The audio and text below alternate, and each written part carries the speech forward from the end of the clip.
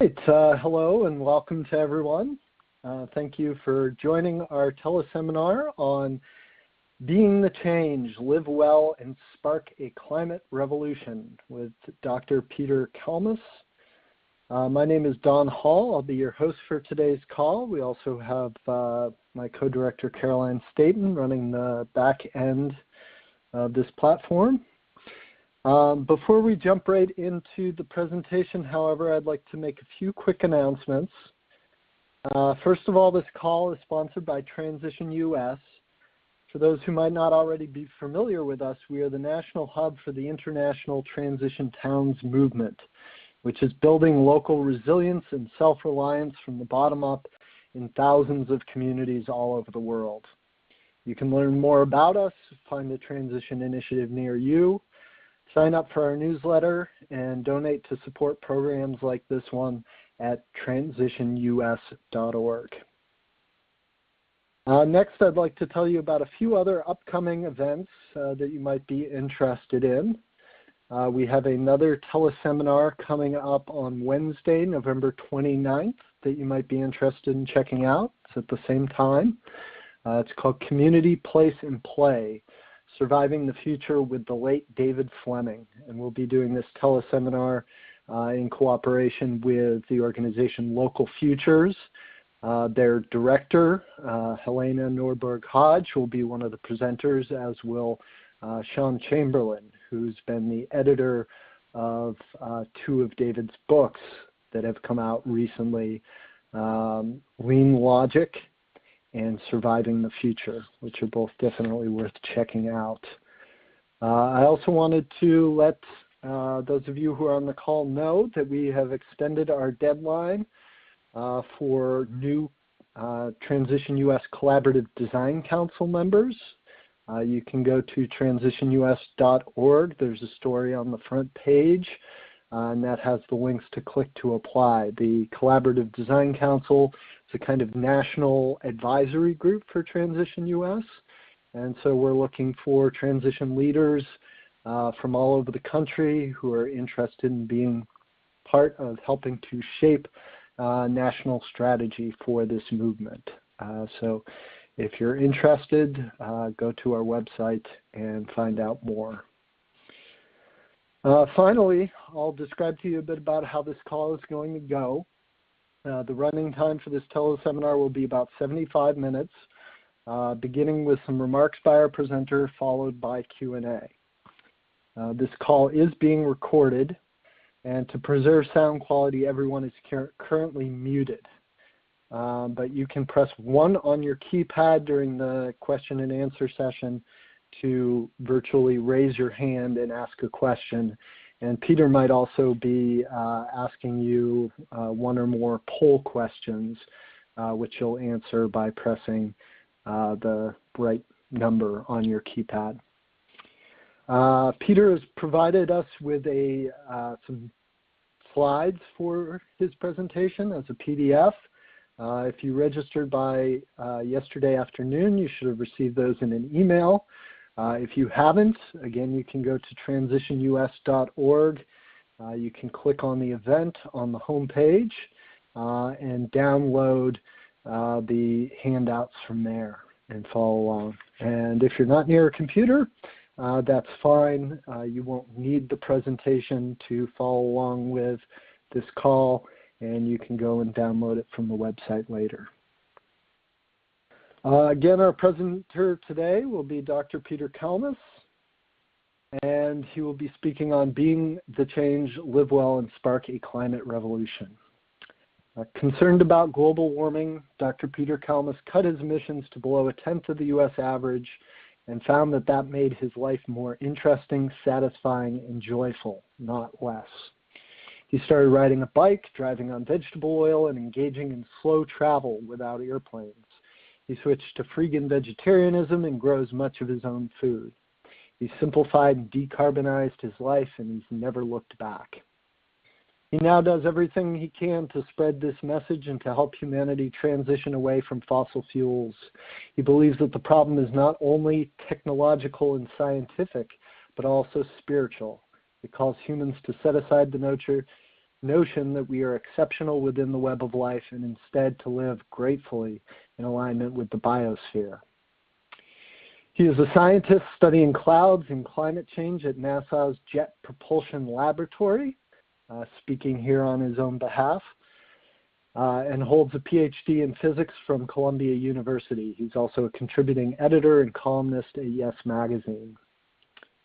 Peter's also been active in Transition Pasadena for several years, and this book was developed through discussions, community actions, and presentations with them. He's now interested in exploring fossil fuel reduction in community settings, such as local churches and neighborhood groups.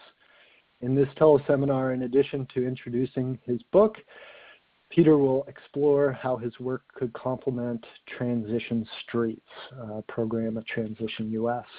So we're very glad to have Peter here with us today, and I will turn the call over to him. All right. Thank you so much, Don. Thank you, Carolyn. Thanks for giving me the opportunity to share this time with everyone. And this will be, I think, a fairly informal presentation on sort of what I've been doing in the last few years.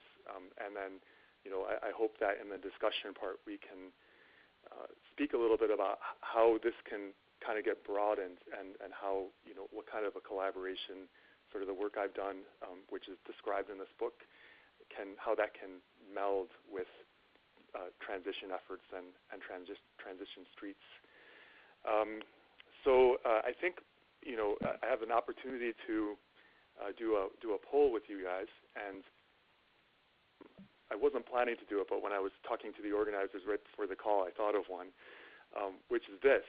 So the yes or no question, and the question is, should reducing the use of fossil fuels, both in our individual lives and within community, be a primary focus of local transition groups?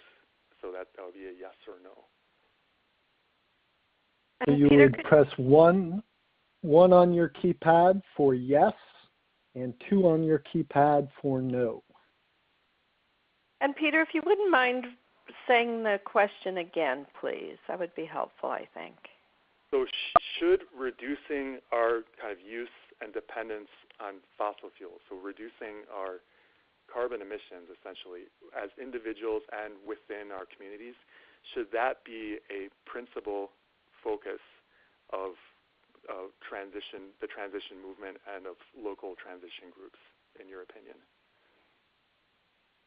So what we have currently, people are still pressing their phone keypads, so 1 for yes, 2 for no.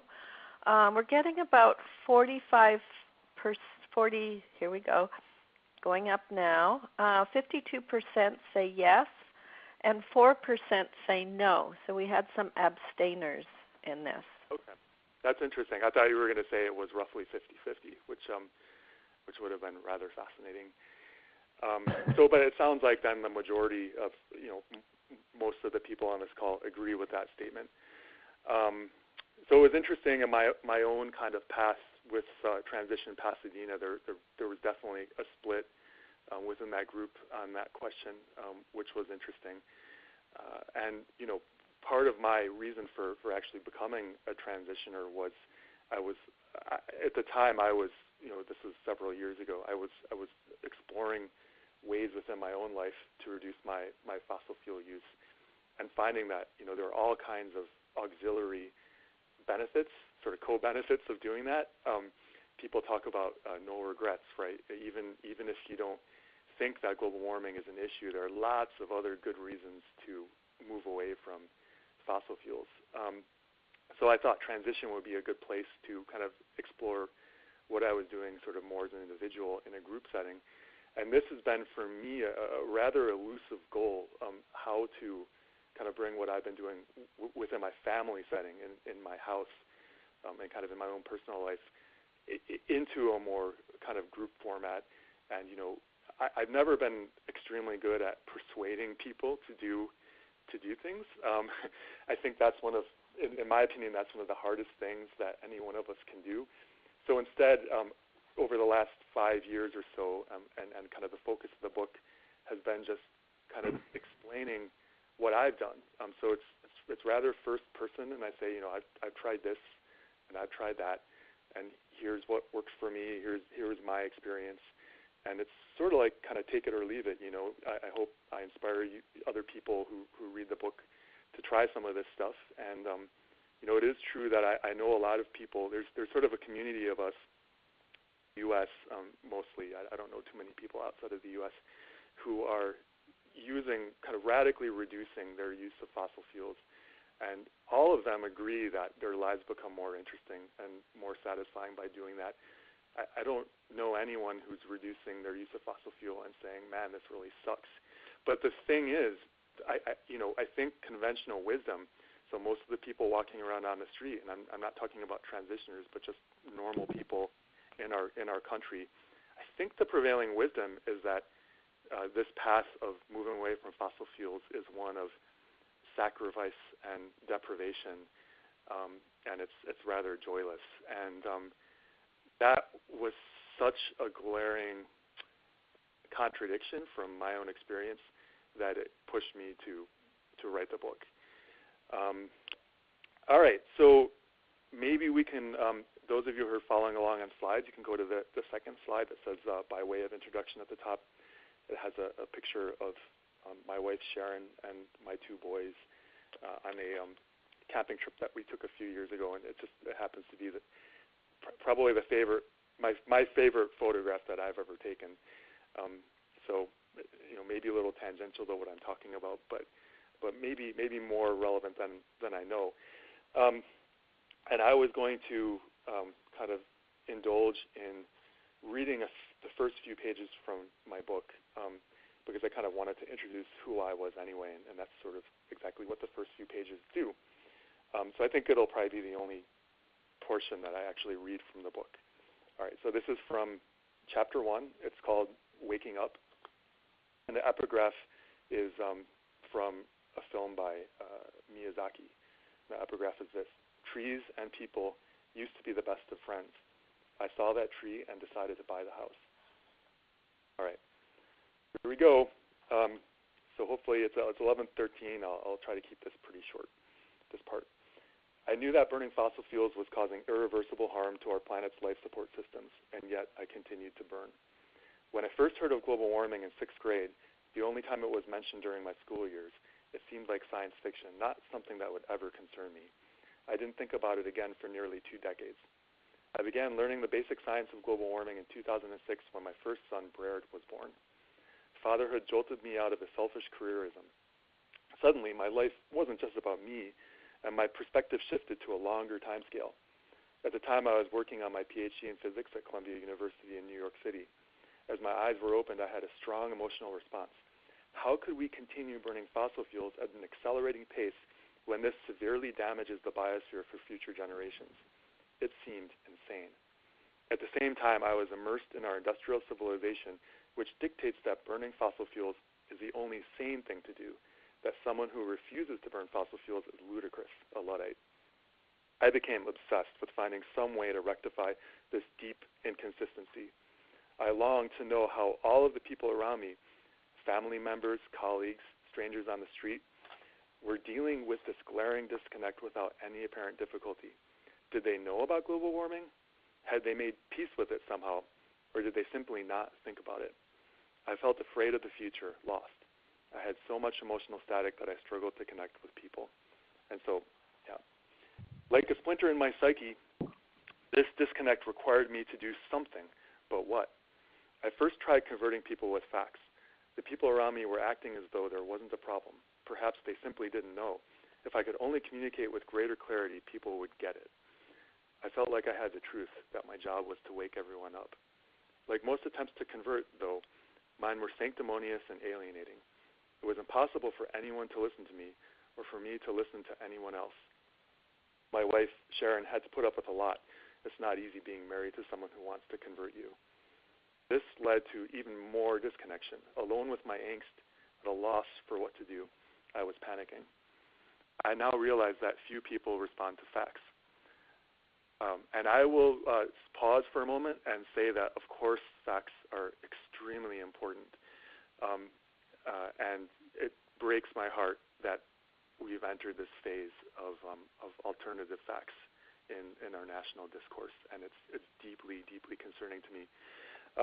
But that said, I don't think that most people actually are able to take facts and then use them to change their lives. People go to the doctor, and the doctor might say, you have to change your lifestyle and get more exercise, but here are the facts that back that up, and they won't change, but maybe after they have the heart attack, then they will. So the question I want you to think about here, while I kind of continue to read a bit, is what does cause people to change? And maybe you think facts really do, but as a scientist, in the scientific community, facts do have some traction, but I think maybe less so outside of that community. So I now realize that few people respond to facts. I also realize that I can't respond meaningfully to our predicament with my intellect alone. I also doubt that even our society's collective intellect, our best scientists and brightest policymakers, working within their delineated roles, will be enough. While intellect certainly plays a role, it's a rather small one. Our dire ecological crisis calls us to go deeper. A few years passed before I began to develop a more coherent response. In 2008, our second child, Zane, was born, and we left New York so I could take an astrophysics job at Caltech. Before leaving New York, I was offered a job in atmospheric science at NASA's Goddard Institute for Space Studies, which at the time was led by Jim Hansen. Had I accepted it, I'd have worked to improve the representation of clouds in the GISS global climate model. But I didn't feel ready for such a big career change, and my ongoing work of searching for gravitational waves, ripples in the fabric of space-time, was incredibly exciting. So after much soul searching, I accepted the Caltech job and continued my work of sifting through LIGO data for scientific gold. Sharon and I moved to Altadena, a suburb northeast of Los Angeles in the foothills of the San Gabriel Mountains, where parrots roam the skies and orange trees abound. I felt like I'd landed in paradise. Chose a house because of the magnificent avocado tree in the backyard. I bonded with this tree. I began to think of it as a friend, and I still do. This relationship with the tree began to change me. I began to understand plants as beings. After a year of renting, we bought the house. For the first time in my life, I owned a tiny patch of land. I decided to cancel the mow and blow landscaping service and tend my own yard. The land seemed alien. I didn't know what any of the plants were called or how to take care of them. But I did know that I loved to eat tomatoes, so I planted some tomato plants. I enjoyed their company so much, their smell, and their just perceptible daily growth, their beingness, that I felt called to plant other little beings. I dismantled a small deck by my back fence that we never used, took a sledgehammer to the underlying concrete, quite a joyous task it turned out, and turned the scrap lumber into 6 raised beds. I'd caught the gardening bug. Before long, I ripped out the grass of my front lawn to make space for other, more interesting and useful plants. This then is how I started to use my hands. The land drew me in. The land was like a painter's canvas, full of possibility and potential. I could plant things on it. Choosing what to grow and how required a new kind of wisdom from me, something essentially human. It asked for more than intellect. It asked for connection and for humility and offered simple gifts. I fell in love with the land. Around this time, in 2010, I began to meditate seriously. Sharon and I had started meditating back in New York, but we simply weren't able to maintain our practice while caring for babies. But one morning, after 4 years of diapers and inadequate sleep, I remembered how important meditation had been. So I went to a 10-day meditation retreat and started practicing again. This is how I started to know myself more deeply. My eyes opened to what was right in front of them. A few months later, Sharon went on her own retreat, and we began sitting together daily. I began observing my daily life and changing it to be more aligned with what I knew. When faced with some daily task, commuting to work, planning a trip, eating, showering, whatever, I began perceiving how it connects to our industrial system's preferred way of doing things, how it affects other beings and too often harms them. I began searching for alternative ways of doing things. This exploration often blossomed into adventure, unpredictable, fun, and satisfying. As my scientific interest in global warming increased, it eventually occurred to me that I'd be happier studying it full-time. So I finally left the beautiful, giddy world of astrophysics. This was a sacrifice, and it meant sitting on the sidelines during humanity's first detection of gravitational waves, an endeavor to which I've given nearly a decade of my life. But I simply could no longer concentrate on astrophysics. It felt like fiddling while Rome burned. I'm now an earth scientist studying the role of clouds in a warming world, and I've also reduced my personal CO2 emissions from about 20 tons per year, which is near the U.S. average, to under 2 tons per year. Overall, this hasn't been a sacrifice. It has made me happier. All right, so I'll stop the reading portion there. Maybe go to the next slide, which is slide 3. So this has a drawing that a friend of mine made for the book of a guy wearing overalls with the sun behind him, and he's kind of shaping his body in the shape of a wave. And it has a caption, which is this: I operate from the story of the wave, not the story of the hero, which is a quote from the book. Well, and I won't take more time kind of reading from the book to give you context for that.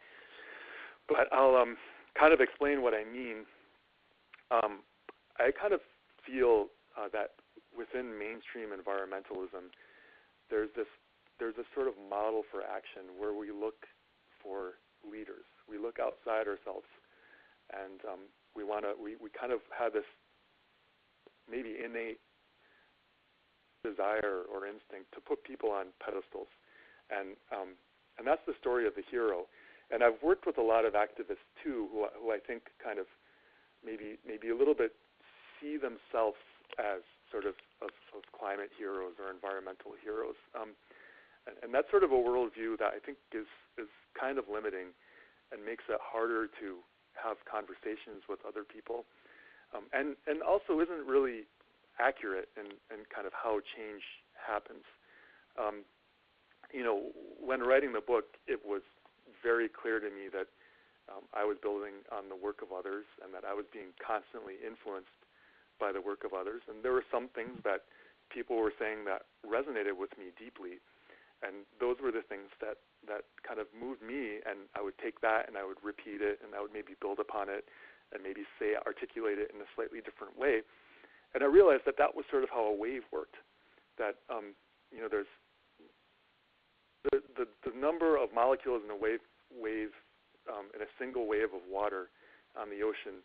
We don't even have a name for it in our language because it has so many zeros after it.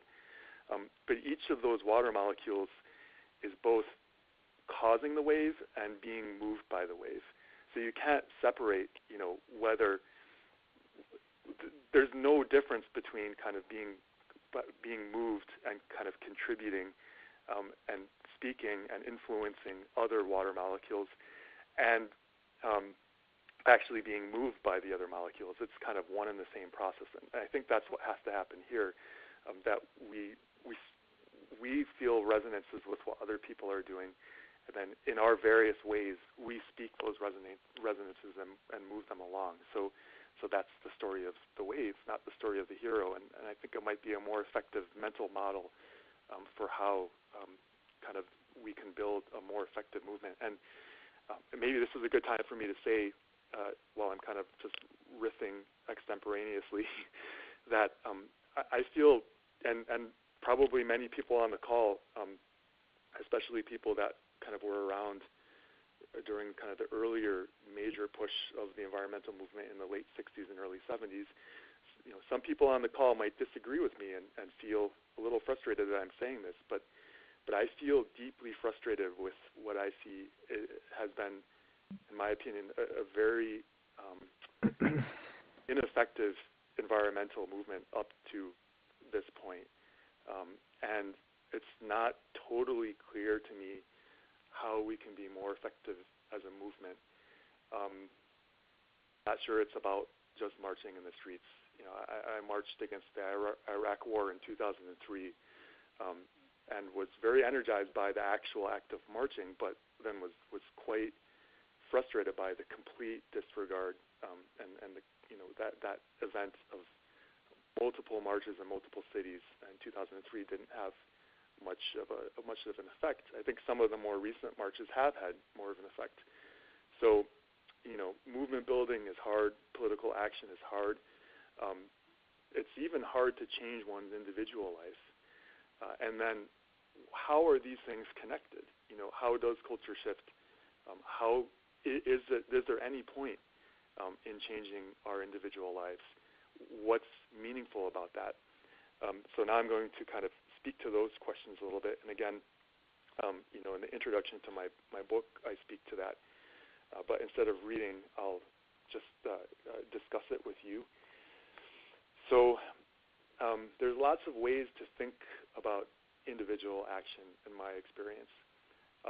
Most people who I think haven't tried very hard to remove fossil fuels from their own individual lives tend to assume that it's about keeping CO2 and other greenhouse gases out of the atmosphere. And I'll admit that when I first started down this path, that was my motivation. Probably the first significant change I made, and this was in around 2009, when I was undergoing that sort of tectonic shift that I read to you about, where I stopped just yelling out and saying, we got to change, and then actually started changing myself, which was a kind of a multi-year, very satisfying and process from which I learned a lot. One of the first changes I made was simply getting on a bike, and at the time I was commuting to Caltech. It was about a 6-mile ride each way, and I was being bothered by burning gas to get to Caltech and to get back. I was like, this is not cool. It's not aligned with my principles. How can I change that? And it was probably pretty obvious to everyone on the call, but I finally realized, I can just ride a bike. So I did. I had a bike that was sitting in my parents' garage in Chicago, and I had it shipped back to California. I'd ridden 1,000 miles on it in 1997 from Denver to Chicago, and then really hadn't ridden it much since then at all. It's just been sitting collecting dust at my parents' garage. When I was living in New York, I honestly just didn't really have space for it in my apartment. It was so tiny. And the subway system was so good, I just walked and took the subway everywhere. So I didn't even have a bike in Manhattan. And when I first got on that bike again here in California, which doesn't have good mass transit like New York City does, it was a revelation to me. And within the first 5 minutes of riding, it became clear that it wasn't really so much about not burning the gasoline. It was more about the benefits that I experienced just from being on that bike. And then over the weeks, very quickly, my commute time got cut in half. The first bike ride took a lot longer than the 7th bike ride because you just get much better at it. You get more confident. It started feeling really, really good in my body just to be moving. I put on a little bit of weight moving from Manhattan, where I've been walking everywhere, and then living in California for a year where that walking had been taken out of my regimen, and so that started to go away.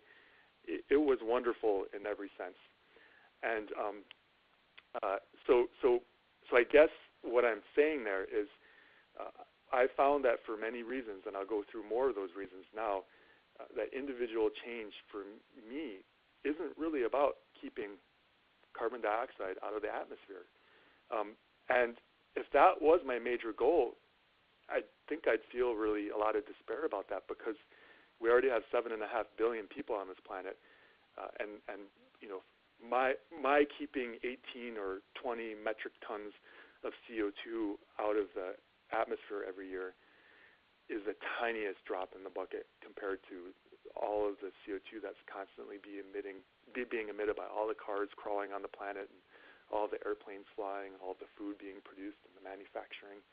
So we have to look for other kind of maybe more salient reasons to make our individual action sustainable for us and worthwhile. And so one of them is just simply it's enjoyable.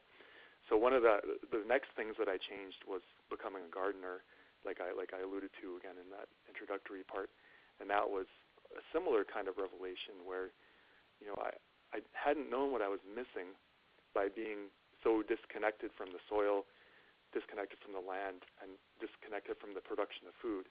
I had no idea how good food could taste when you grow it yourself, and how satisfying it can be to see the plants being happy and growing day to day, and just being part of that system. One of my favorite, a really great character that I came across when I was writing the book is a guy named Masanobu Fukuoka. He wrote a book in the mid-'70s called The One Straw Revolution. I consider him maybe the grandpa of permaculture. So he was a Japanese permaculturist, quite an amazingly articulate guy. And one of the epigraphs I have in my book is from him. It's this: it would be ideal if 100% of the people were engaged in growing food. I think that, climate change is hard because it's about so much more than just burning fossil fuels and moving away from fossil fuels. It has to do with, of course, overpopulation. It has to do with how we think, and that's what makes it such a hard problem. Probably the two changes I made in my own life to cut my use of fossil fuel by a factor of 10 that contributed most to mindset change for me, changing how I think, were biking and growing food. Growing food, having a garden at a kind of individual scale, and composting, which is, I think the two things go absolutely together. They shouldn't be separated. That isn't.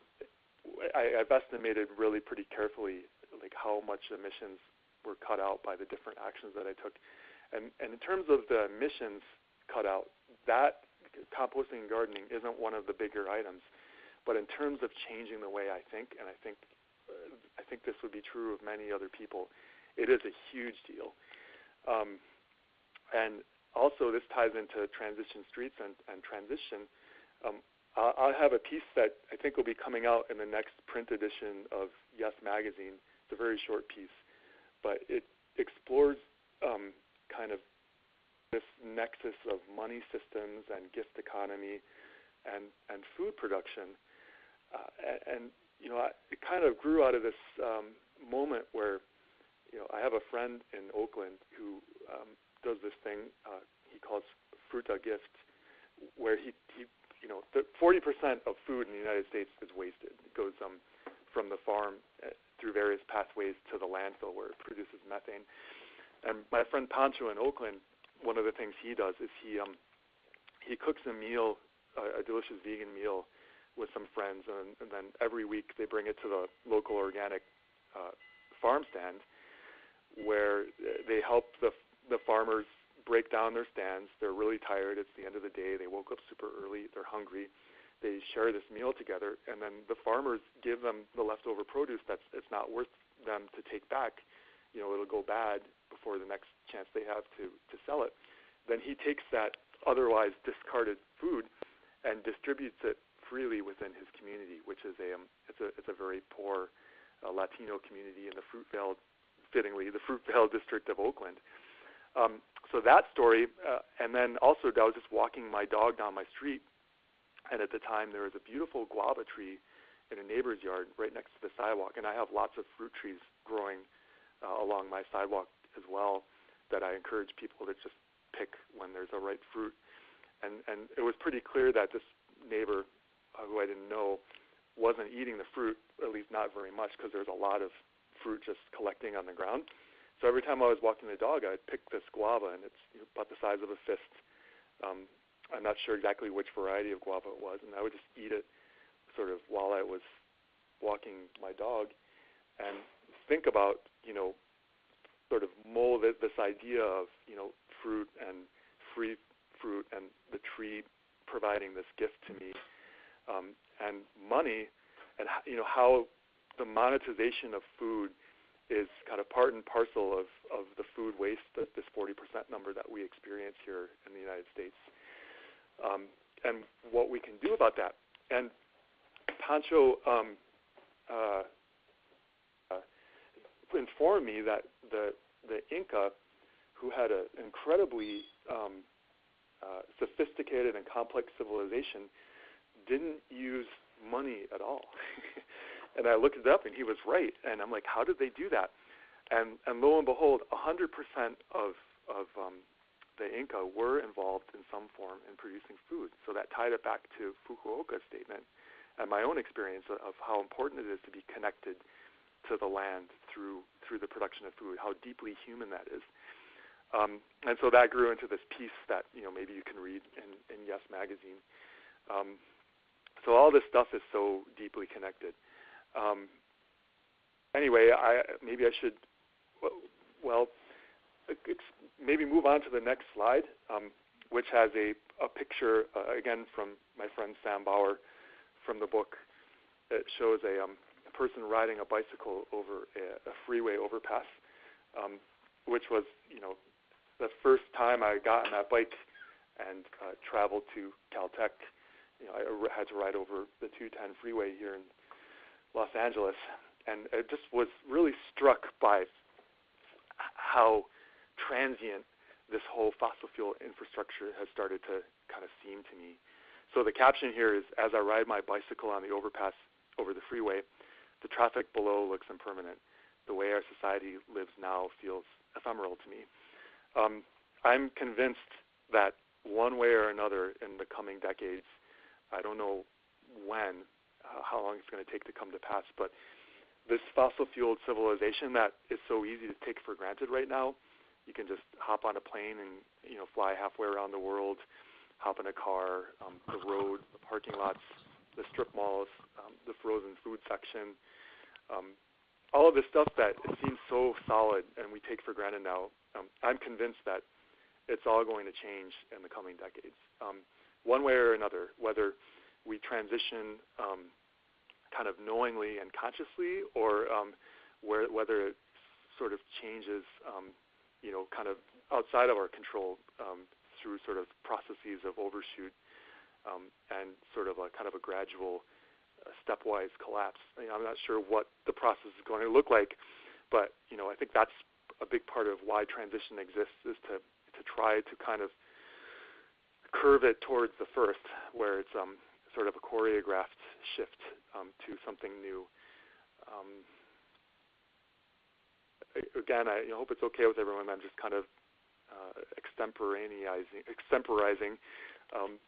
Maybe this is. I'll speak for maybe another 10 minutes about maybe some of specifically what I've done to reduce my fossil fuel use, but maybe it's a good time to pause and maybe take a couple of comments.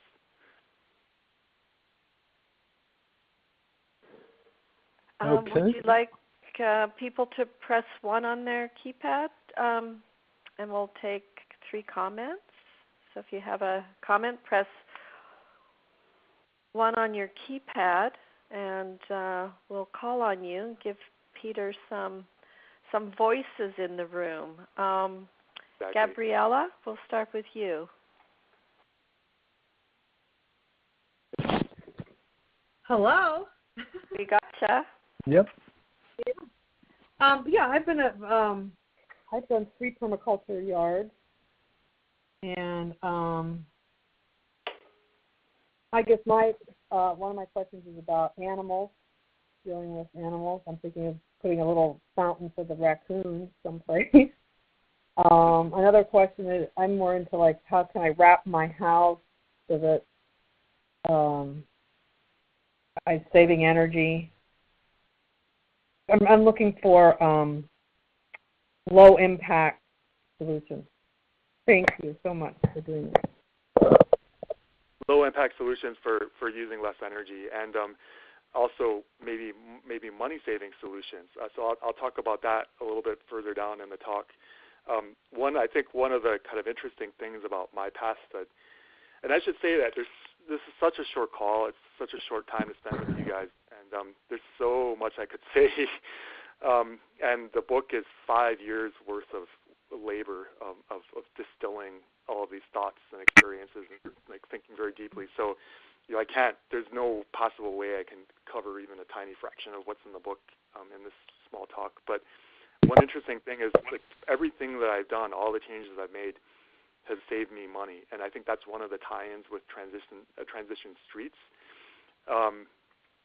And again, the conventional sort of green solution, I think, involves solar panels and electric cars, and it can actually be pretty expensive, although it's getting a lot cheaper.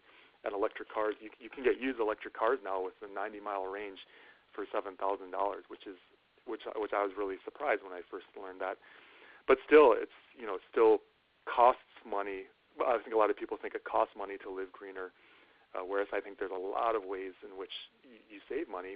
If you think instead of kind of buying your way out of emissions, and which is kind of backwards anyway, because the more money you spend and the more new stuff you buy, the more emissions are embodied in that. So instead of that route, you think in terms of how can I get my goals, my life goals done in daily life with using less energy. So kind of like the less is more approach is the one that saves money. Maybe take one more comment now, comment/question. Yeah, we have one from Daniel, and so over to you, Daniel, and then we'll go back to your presentation, Peter. Okay. Can you hear me? Yes. Yeah. Okay.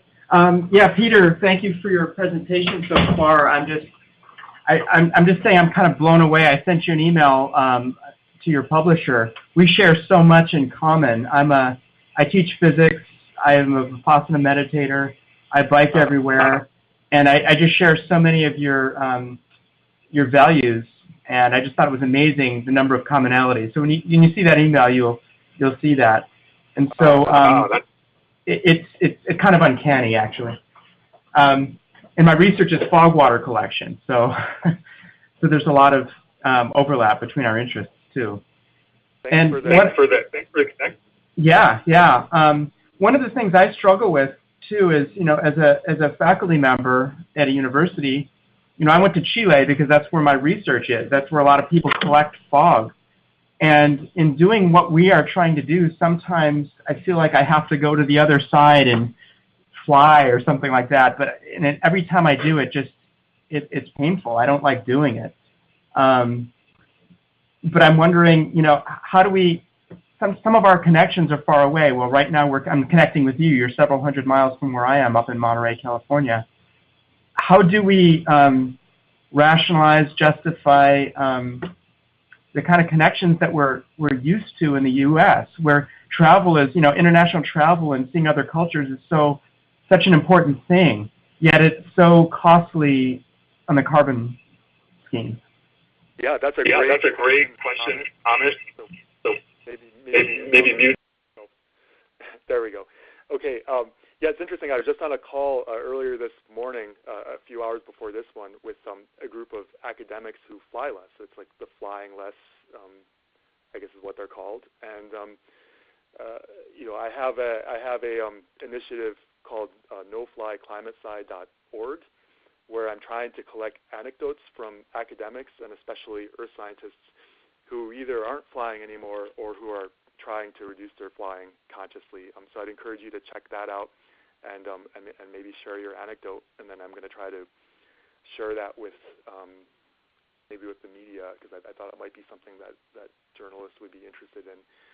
Here's a group of academics and scientists who's trying to walk the walk because they know what's happening with global warming. When I give talks, I almost always get a similar question to that, and I don't think there's really an easy answer. My path was similar to yours. 2012 was the last time I was sitting on a plane, and I just had this sense that I didn't want to be there. I knew the harm it was causing. I thought about my kids. I thought about the benefits to my career from giving the talk that I was flying to, and I decided I didn't want to do that. I think that guilt arises when our outer actions are not consistent with our inner principles. And guilt is like this little thing that's trying to nudge you toward aligning your outer actions with your inner principles. And if you're able to do that, it brings satisfaction and happiness. And that's one of the sources of, I think, of kind of greater satisfaction when when you're not ignorant to global warming. And I think maybe this is also part of a reason why people deny the existence of global warming, is because it's, one way out of that guilt is just to pretend that it's not happening. But if you do know, then it can feel deeply meaningful painful to find ways to move away. But in terms of, flying, so many of our institutions and so many of our life goals are kind of depend on airplanes. And it can be hard it took me 2 years to go to 0 flights. I could still imagine something in the future that would cause me to fly. It would be a very high bar. It would, if I, for example, got invited to testify in front of Congress and they said you have to be there tomorrow, so there's no time to take a train, I might consider flying in that case. But that's a, I can't. It's hard for me to imagine something else that would cause me to do that. So I think every individual is different. Back in the day, the kind of famous naturalists like Darwin, they certainly did great work without flying. It used to be that academics would, before fast travel was so prevalent, they would take like maybe a year and do a tour, and they would sail to Europe, for example, and then work with different colleagues over there, and then become known in that way. So the time scale of travel was very different, I think, but maybe no less satisfying than what we have now. And again, I think flying less brings a lot of fringe benefits, like I said, beyond just not emitting so much and feeling a greater alignment with your inner and outer life. For example, just simply, I find it. I had come to the point in 2010 I was flying 50,000 miles a year, and this would be a good time to go to the next slide, by the way, which at the top it says first quantify. So in 2010, I was flying 50,000 miles. I flew 50,000 miles that year, and that was typical for the previous years too. And that emitted approximately 16 metric tons of CO2, and that's for flying. That's not CO2 equivalent. So that's this particular pie chart where it's almost 3/4 of my emissions from flying is being pretty nice to the planes, actually. But I'd also felt like this was just so hectic to fly around so much, and I would feel like I missed my family. I got really sick of hotels, and I prefer a slower life. And then also, I have a little sister who flies a lot, and I think she finds it hard to maybe engage with her local community, which is a value of mine, and I think also very satisfying. And by flying less, it does allow us to kind of connect with our communities more. So anyway, we're kind of running low on time, so I'm going to move on. Let me talk about this pie chart. So I think it's really important for each of us as individuals to quantify our emissions, and the book tells you exactly how to do that, and probably in gory detail. What I wanted to say about my own path of quantification was that I had 3 really big surprises, and I think that by actually quantifying it, how much does so I divided it into 7 categories: so flying, driving, food, electricity, natural gas, stuff, and waste. And looked at each one of those and estimated my own individual emissions from those 7 categories. And when anyone does that, I think there'll probably be surprises that arise. And that knowledge can help direct your own path toward transitioning away from fossil fuels, which will probably look different than mine. And there's some things that I enjoy and that make it kind of sustainable for me to do this that you might disagree about. And, other people will. So that's why I think it's kind of it would be interesting to do this more in community than as individuals. But anyway, the 3 big surprises for me was that flying was such a huge part of it. Second surprise was that food was the second biggest part of it. So there's, again, pretty deep connection. So for me, food was about 3 metric tons per year. And then the third really big surprise was that electricity was such a tiny part for me. And that'll be different for other people. We just happened in our household, for whatever reason, to use very little electricity. But before I made this, before I quantified my emissions, I had assumed that the most important thing was to put solar panels on my house. And that was, for us, it was going to be a very, very expensive upfront proposition because all of the solar leasing companies, they didn't have a system that was small enough, so they refused to lease to us. So that was a quandary for me at the time, and it was just because I was wrong about how big of an impact that was for me. The next slide says then reduce systematically at the top. You can kind of plot your course from year to year in carbon emissions and kind of make a game out of it and see, how can I hammer it down more? And I think that would be the kind of thing that might be sort of fun in community if it was done right, and there was no sort of like shaming or anything. All right, so the next slide speaks also to Daniel's comment that he just made. So the top says inner transition was key for me. So again, it also speaks to what I said about facts not being enough really to change most of us. So how to align my outer actions with my inner principles. Meditation, fairly serious meditation was a big part of that for me.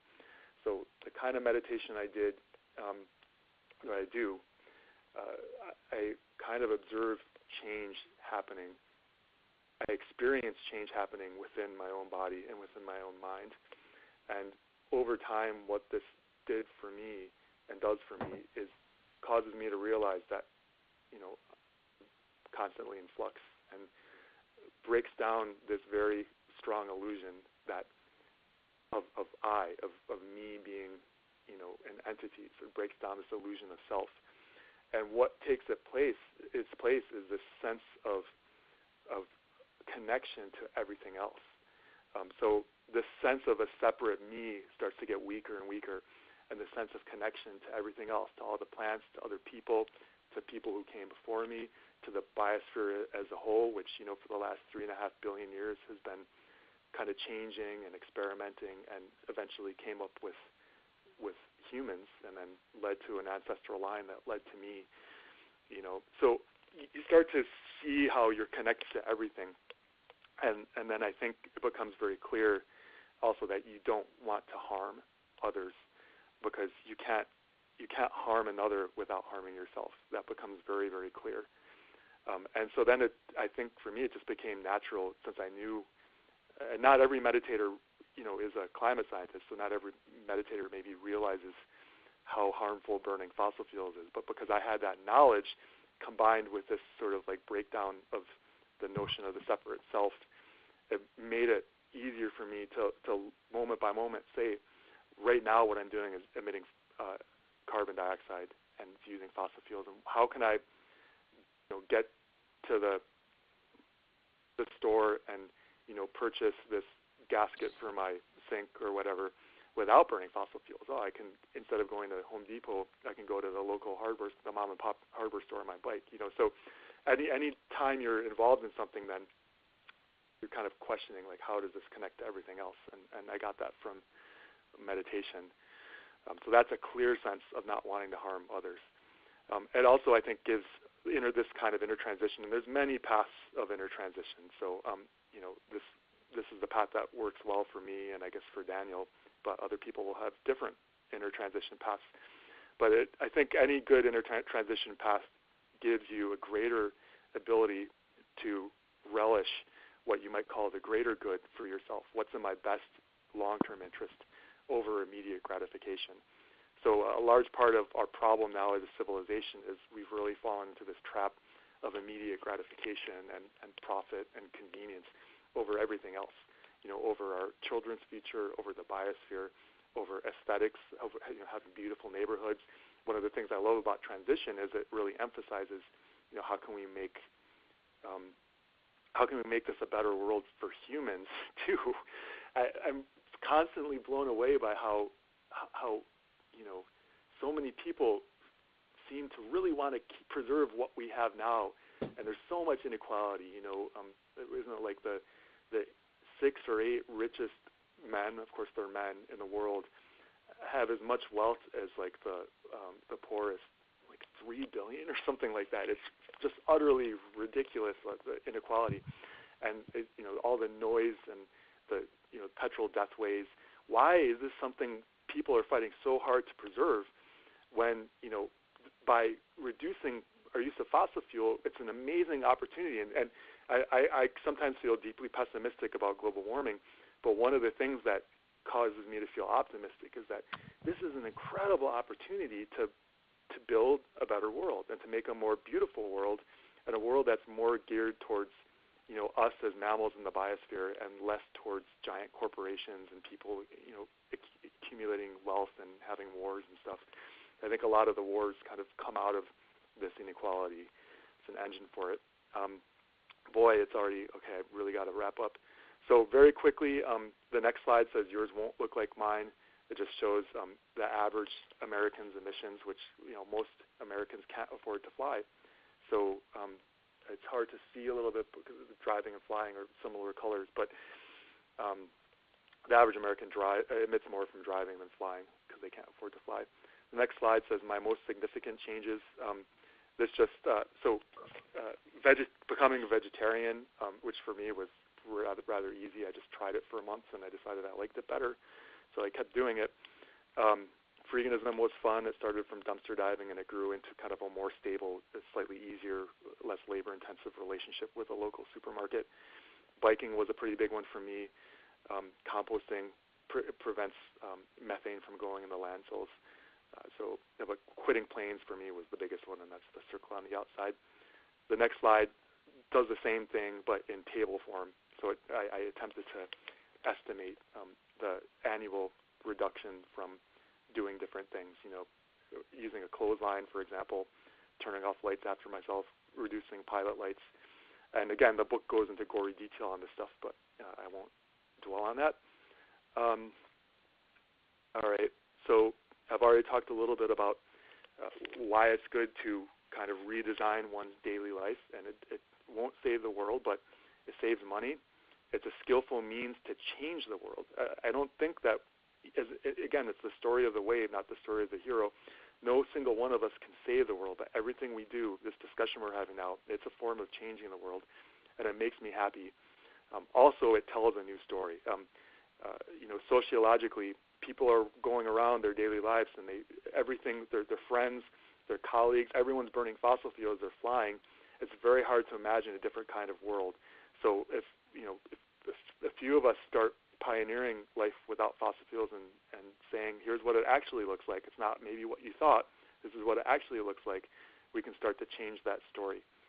Okay, the next two slides are just pictures of my waste vegetable oil car. Sharon named it Maybe, as in maybe we'll get there, maybe we won't. The next slide, also of my car with a trailer full of vegetable oil. It's amazing how much stuff the fossil fuel civilization dredges up from the ground, then burns and puts into the atmosphere. We're usually separated from this knowing how much actual stuff it is. But I lug around these 40-pound, 5-gallon jugs of vegetable oil, filter them, pour them into my car and whatnot, and it's massive. It's really massive. Next slide shows Sharon with her method for hanging little boy underwear on the clothesline. Next slide shows a picture of my front yard garden with a lot of wildflowers. Next slide is a drawing from Sam Bauer again of Fukuoka, doing a little dance and planting some seeds. And it says Fukuoka saw no such battle, he saw a dance. So I don't have time to kind of give the context of that. The next slide shows my family in Bryce Canyons, one of the places we can go and have. It was on when we drive to Illinois on waste vegetable oil, we can stop and go to some of these beautiful national parks. Okay, and then there's really only basically one more slide, and it says community at the top. And so this will lead into the discussion, and I know there's only a little bit of time, but we had a little bit of discussion earlier. So I'm getting some interest. In 2010, when I was kind of really delving into this, there was really zero interest in any of within my community here to pursue reducing fossil fuels. Very few individuals were interested in it, and there wasn't really like a coherent community that was interested in it. And like I said, Transition Pasadena was sort of split down the middle. And now there is some interest. So there's a couple of faith communities in Pasadena that would like to partner with me. Unfortunately, a big part of their strategy for going to net zero emissions is carbon offsets, which I believe are a scam, plain and simple. I don't think they're real. And then there's transition streets, which hopefully we can discuss about a lot more in the discussion. And unlike the traditional green pathway, like I said, my changes save money, which really ties into transition streets. One thing I like about the current transition streets program, though, is it's very simple. And so, maybe some of the stuff I've been saying can be kind of woven into it a little bit, but I think the danger would be making it more complicated than it is now. So that's something we can think about and discuss. And then finally, there's this thing that some of my friends and I are looking into here in Pasadena called Map Your Neighborhood. And some of you might have gotten the PDF from that program. I think part of the problem here is that so few of us actually know our neighbors in the United States. And this Map Your Neighborhood thing, its main focus is on sort of disaster recovery. So 70% of disaster survivors are rescued by other survivors. So the fire department was kind of like pushing this initiative. They realized that first responders are limited in their capacity to help after something like a major earthquake or like the fires in Santa Rosa, which again is some of these things can be tied to climate change. So if you actually know your neighbors and there's a kind of a system in place, you know where the gas shutoffs are, the water shutoffs are, you know who's got a ham radio, who's got a camping stove, who's got a generator, and you know like who in your neighborhood has special needs, you know who's extremely elderly, who's got small children, then it would make it a lot easier in that kind of golden hour after a disaster to actually come together as a neighborhood. You have a designated meeting spot, and you know you can check in on the people that need help, and people have a card that they put in their front window or on their front door that says help, which means that's a place you prioritize, or it says we're okay, which means you can prioritize other places. So just this, and the reason it kind of ties into transition streets is because I think it's a very easy sell to your neighbors to get them together for like a 1-hour meeting to kind of like go through this very, very basic stuff. And then that could be a way for like a group of, 18 households, a neighborhood, to get to know each other a little bit, and then that could maybe lead to transition streets. So that's all I have. The last slide just has the cover of my book and sort of maybe the two main takeaways that I want to take people to take away from my book, which is burning fossil fuel causes harm. Why is that still socially acceptable? It shouldn't be. People find that wasting water is not socially acceptable. Well, burning fossil fuel really shouldn't be either. And then the second takeaway is that simply that I found that I prefer living with a tenth to fossil fuel. All right, so sorry for going over. Let's discuss. No problem. That was great, Peter.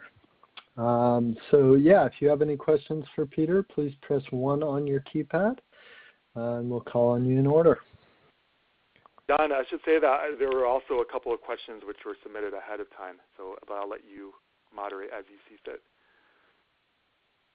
Oh, okay. Yeah, I didn't see those questions, so if you want to address any of those right now, while people are still thinking about their questions. There's one question from my friend Sylvia, who's part of Transition Pasadena, which was, what do I think of Paul Hawkins' book, Drawdown? So I'll just say very briefly that I'm actually in the process of reading it right now. I've read about half of it. It's fascinating. That's the first thing I'll say. Though I've been thinking about this stuff for years and years, so he has like basically 80 ways that society, kind of global society, can start to reduce dependence on fossil fuel and reduce emissions. And each of those 80 things has like a little kind of 1 or 2 page blurb in the book. I can read any one of those and learn stuff. It's just fascinating. The second thing I'll say is that some of the changes to reduce fossil fuel use are surprising. The biggest one of all, which I do talk about in my book, I can't go into detail now for lack of time, is empowering women. So culturally sort of sensitive contraception and educating girls and empowering women and girls because of reduction in population. So in 2050, are we going to have 9 billion humans or 11 billion humans, right? Well, that question largely hinges on whether or not societies empower women and girls. So that will lead to my last part of this comment on drawdown, which is unfortunately, it's just not a solution because, it says, we can keep 130 gigatons of carbon dioxide out of the atmosphere if we empower women and girls in this way, and have 9 billion people instead of 11 billion people. But I feel like either way, with 9 or 11, we're still going to be in a state of overshoot. So, it's absolutely worth doing, but it's sort of like a lot of those things are stuff a lot of it's stuff that's happening anyway, and I'm a little worried that it can lead maybe to a false sense of optimism, kind of like all the stuff we're doing is what we need to come out of kind of catastrophic global warming. So I'm still kind of mulling that one over. Anyway, sorry, that's my answer to that question. Okay. Well, we have 3. Go ahead, Carolyn. Yeah, we have 3. I was going to unmute in this order. Dodie Anderson, then Linda Curry, and then Pia Harris. So Dodie, you're up. Go ahead. The question has to do with the organizing neighborhoods for emergencies. One of the things that Transition Missoula co-sponsored is a workshop on the FEMA Incident Command System, and that there's an online course that you can actually take and become somewhat certified in it, and that helps stakeholders connect with the emergency service people. Is that something that they're using in Pasadena by any chance, or? I'm not sure. I think the Map Your Neighborhood is kind of a much more just like, it's kind of a self-contained thing where, between 10 and 20 households kind of get together and literally make a map of, who's living where, how many people in each house, any special needs people. So it's designed to be extremely simple and to kind of operate sort of a little bit independently from, but augment in a complementary way to the actual emergency services.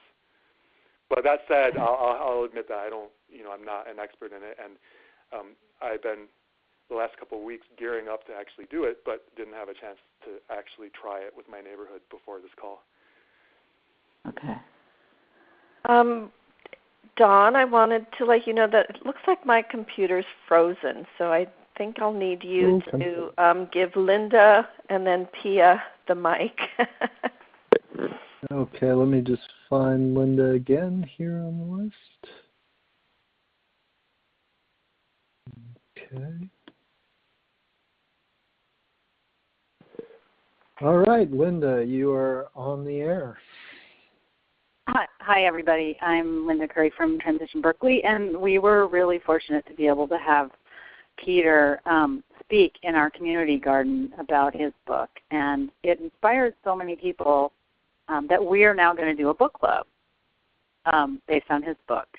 And, we'll probably get together a number of times to discuss the various aspects. And I feel like once people really read it, and they'll be inspired to want to actually take action.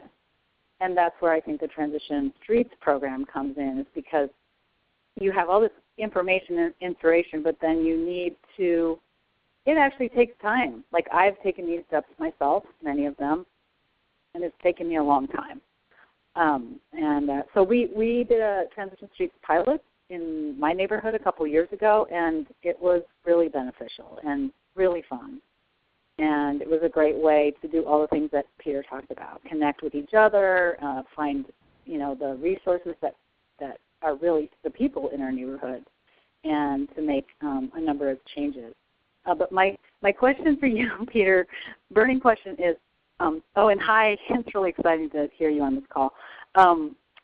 Are these emissions, are they your own, or are they your household? And, what about family pushback? Because that's one thing that, I have sometimes a hard time with my family.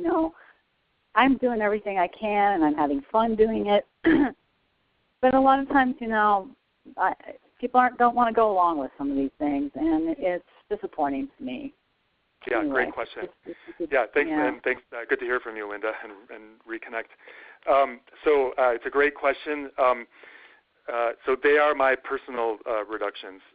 So in the actual book, some of them I talk about. Electricity is it's a household bill. I look at the bill, how many kilowatt hours we're using, and then I take a third of it or something. There's 4 people in my household, but I think I take a little more for me since I'm bigger, I guess. But anyway, they're designed to be individual numbers.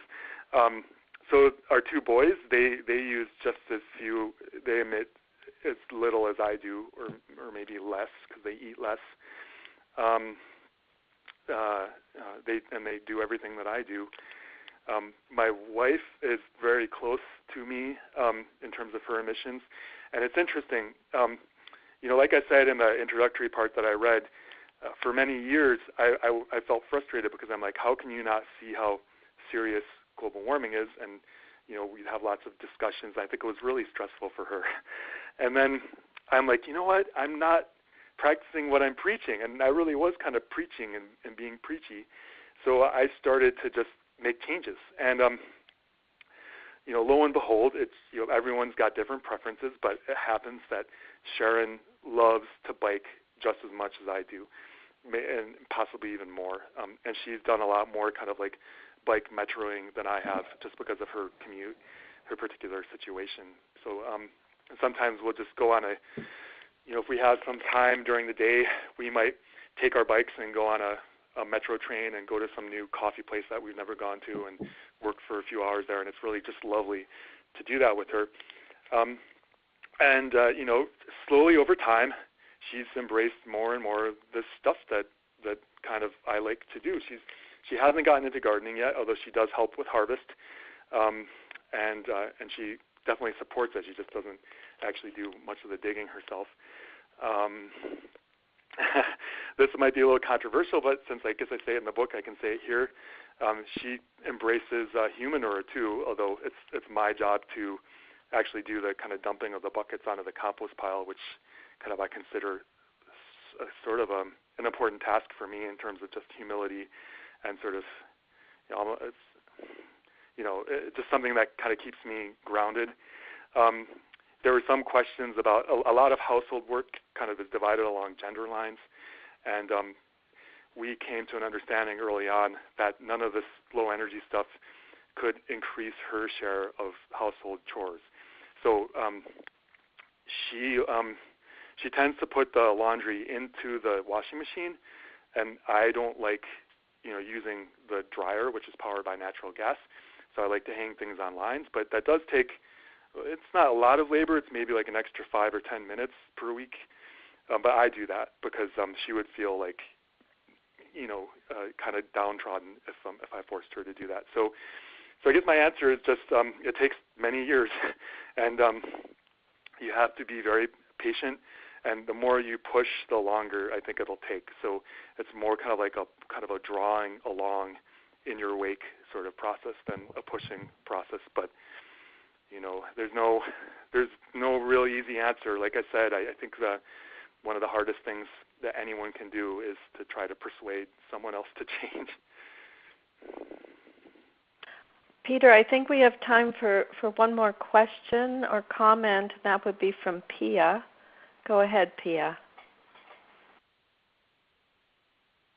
Okay, hi, Peter. This is Pia Harris from Eagle Rock, California, and so close. Hi, Actually, I have a couple of beehives in Eagle Rock that I don't check often enough.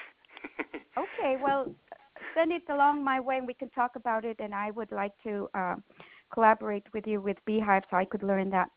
But my question is, I want to talk more about. I think I met you at the Chicken Urban. Are you a chicken keeper? Yeah, I am. Yeah.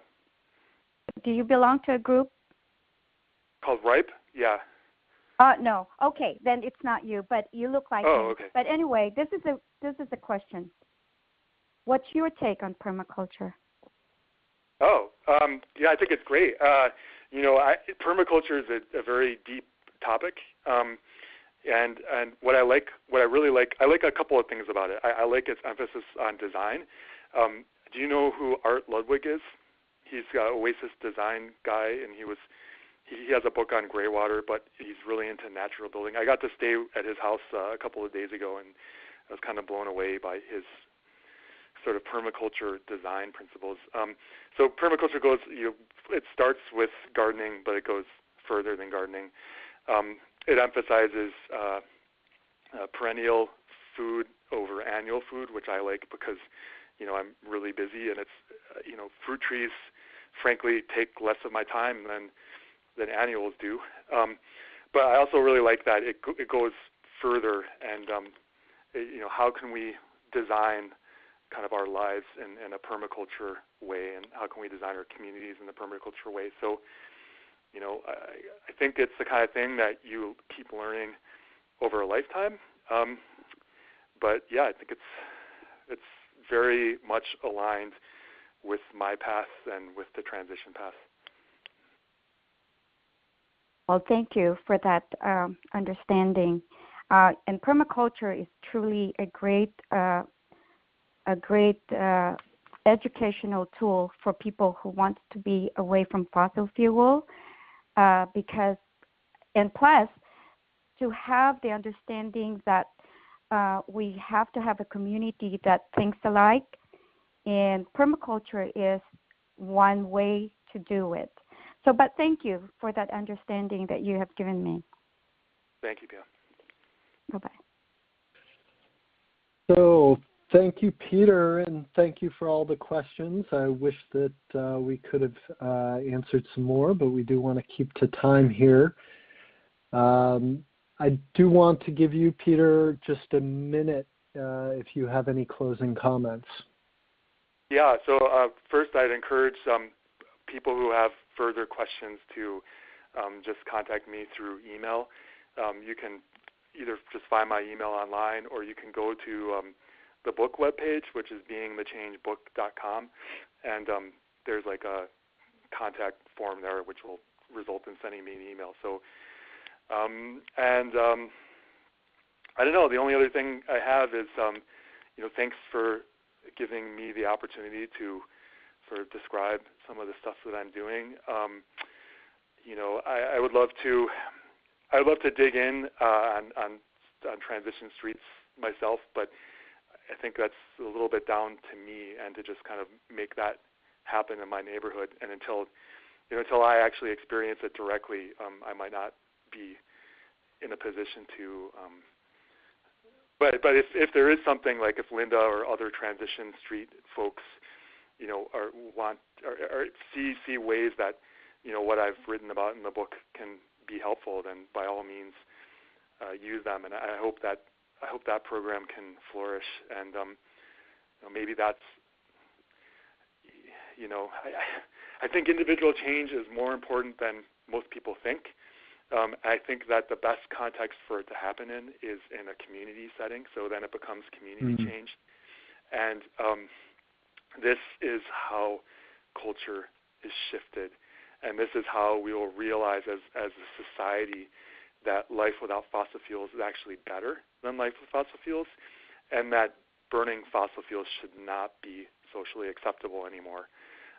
Once the culture realizes that, change will be almost overnight.